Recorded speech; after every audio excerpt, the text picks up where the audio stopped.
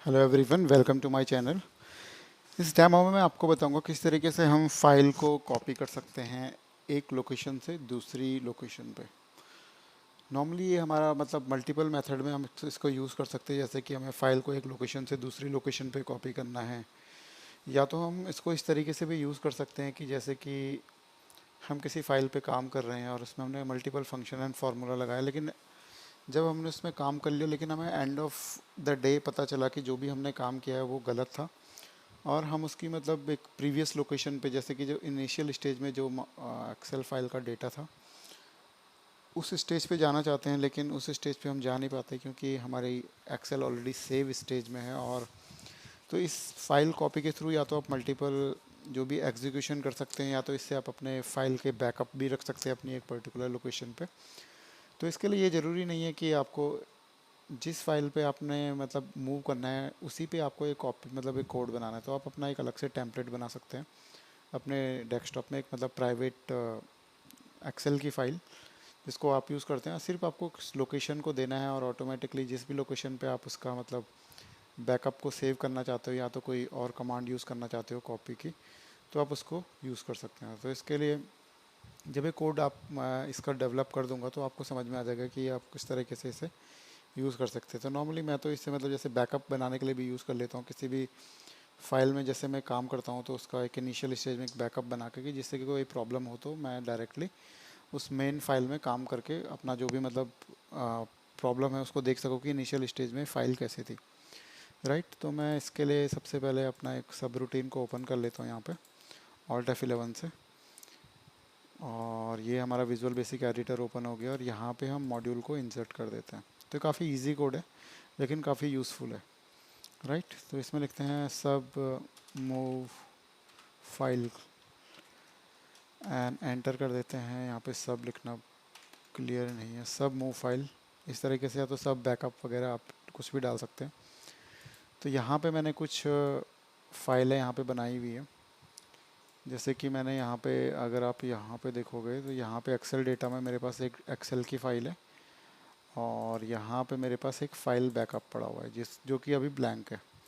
इस file backup को अगर आपको रखना है इस लोकेशन पे नहीं, आप अपने डेस्कटॉप में रख सकते हो तो किसी भी ड्राइव में रख सकते हो सेलेक्ट। जैसे किसी भी फाइल में आप स्टार्टिंग में जैसे काम करते हो उसका बैकअप रखना चाहते हो, जैसे अगर एक्सेल में काम करते हो तो आपको पता ही होगा कि जैसे कि कई बार होता क्या है कि कई मतलब फार्मूला फंक्शन में प्रॉब्लम हो जाती है तो हम इनिशियल उसी फाइल को यूज़ करना चाहते हैं।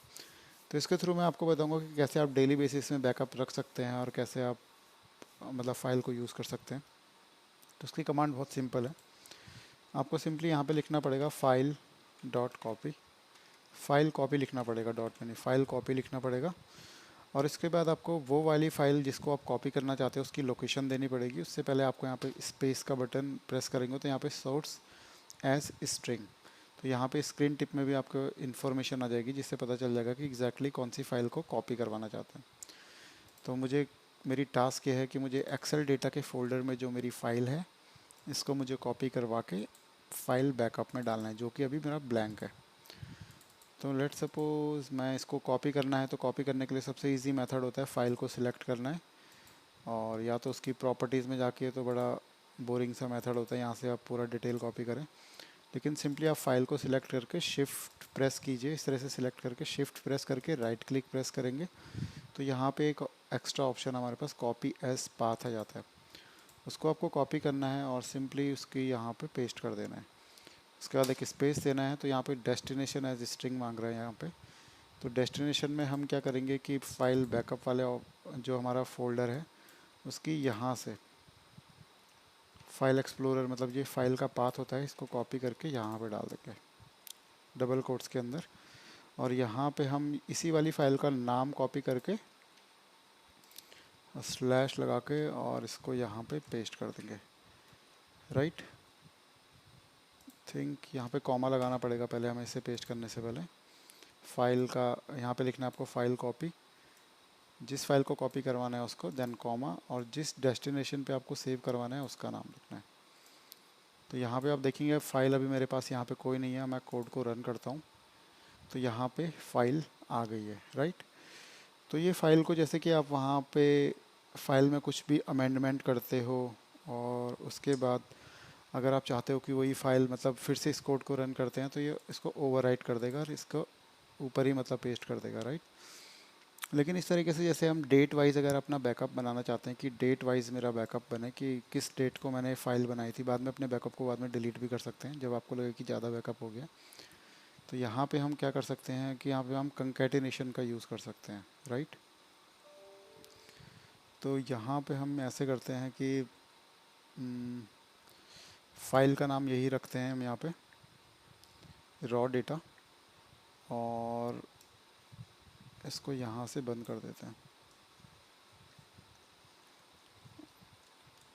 यहाँ से इसको हम यहाँ से इसमें स्पेस लगा देते हैं यहाँ से, राइट, क्योंकि हमें फ़ाइल का नाम चेंज करना है, क्योंकि हम डायरेक्टली यहाँ पे रॉ डेटा फाइल ही लिख रहे थे। और इसके बाद हम कंकैटिनेशन का यूज़ करेंगे। कंकैटिनेशन के बाद जैसे मैं ऐड, और फाइल का नाम मेरा रॉ डेटा है तो मैं रॉ डेटा लिख देता हूँ इसका नाम, रॉ डेटा, यहाँ पे स्पेस दे देते हैं रॉ डेटा। देन एक और कंकैटिनेशन के लिए एम% बोलते हैं, इसको यूज़ कर सकते हैं आप। और यहाँ पे आप फिर यूज़ कर सकते हैं डेट का फंक्शन, राइट। तो डेट के फंक्शन के लिए मैं यहाँ पे लिखता हूँ फॉर्मेट, और डेट के लिए आप सिंपली डेट टाइप कर देंगे यहाँ पे।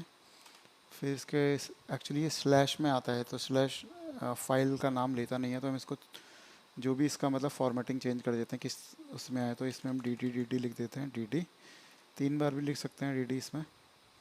जैसे सितंबर है तो पूरा सितंबर नहीं सैप लिख के आएगा इसमें, then comma, then space, then M ये मंथ के लिए हो जाएगा, एंड देन कॉमा डी दे सकते हैं। ये एक्चुअली फॉर्मेटिंग होती है, राइट। और देन यहाँ पे हम देते हैं Y,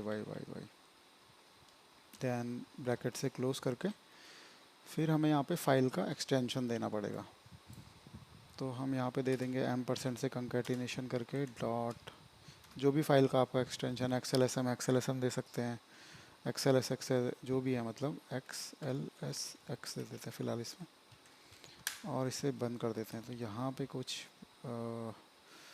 raw data M% format date,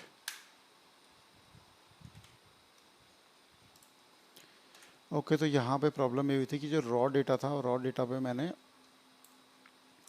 double quotes के साथ इसके साथ बंद नहीं किया था, जिसकी वजह से एरर आ रहा था। तो इसे मैंने फिक्स कर दिया है, जिसमें कि जैसे कि हमारा रॉ डेटा एक स्ट्रिंग है, ये वेरिएबल नहीं है, तो इसकी वजह से मैंने इसे डबल कोट से इसे सेट कर दिया।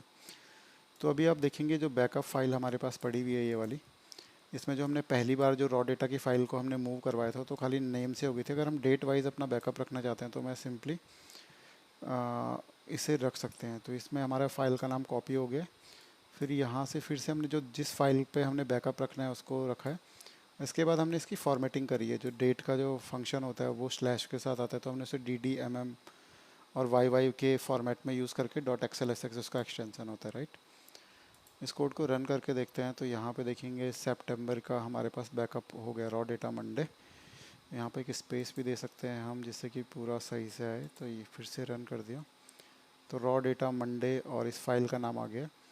तो जिस भी डेट पे आप इसे रन करवाएंगे, जैसे कि आज काम कर रहे हैं तो इसमें आज की डेट आई है, और नेक्स्ट डे आप सेम कोड को यूज़ करेंगे तो डेट चेंज हो जाएगी और इसका एक नया बैकअप बन जाएगा 15 सैप के नाम से। और इस तरीके से आप जिस भी डेट को आप इसको यूज़ करना चाहते हैं तो इस तरह से आप अपने फ़ाइल के बैकअप्स वगैरह बना सकते हैं। किसी भी फ़ाइल में अगर कोई इंपॉर्टेंट फ़ाइल है, आपको लगता है कि इसमें गलतियाँ हो सकती है, तो आप उसकी इनिशियल स्टेज के लिए या तो डायरेक्टली उसके नाम से कर सकते हैं, लेकिन नाम से अगर सेम नेम से करेंगे तो उसको ये ओवरराइट करती रहेगी।